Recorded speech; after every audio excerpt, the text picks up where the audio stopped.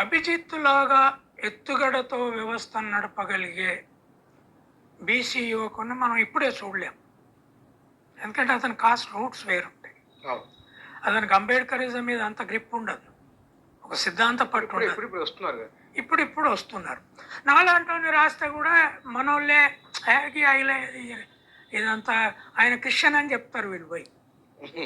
వెళ్ళిపోయి వాళ్ళ చెవులు చెప్తారు, అరే ఇగో కురుమోళ్ళారా ఆయన క్రిస్టియనే, ఒళ్ళోళ్ళారా ఆయన క్రిస్టియనే అని చెప్తారు. అరే వీళ్ళు నిజంగానే కావచ్చు. లేకపోతే ఇదంతా ఇంగ్లీష్ ఎందుకు వస్తుంది, మనకి ఇంగ్లీష్ రావద్దు కదా అని వీళ్ళ ఆలోచన. ఇంగ్లీష్ ఎట్లా వచ్చింది అంటే అది ఏదో జీసస్ రాత్రి ఆయన కళలో కూర్చొని ఇంగ్లీష్ అంతా తయారు చేసి ఉండొచ్చు. మరి ఎట్లా మనము ఆయన కృష్ణుడు వ్యతిరేకుడు అని వాళ్ళకే చెప్తారు. కృష్ణుడినేమో వాళ్ళే తిడుతుంటారు.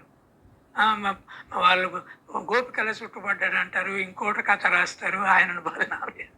ఇదంతా చరిత్ర పొడవు చేసిన వాళ్ళే కదా. కృష్ణుడు ఒక్కడే గోపికల వ్యవహారం ఎందుకు వచ్చింది, మిగతా వాళ్ళకి ఎందుకు లేదు?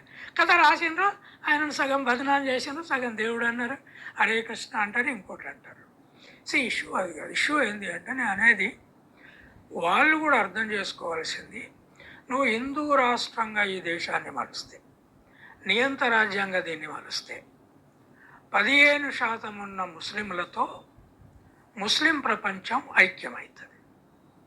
కశ్మీరు కేంద్రంగా 3వ ప్రపంచ యుద్ధం ఈ భూమి మీదనే మొదలవుతుంది.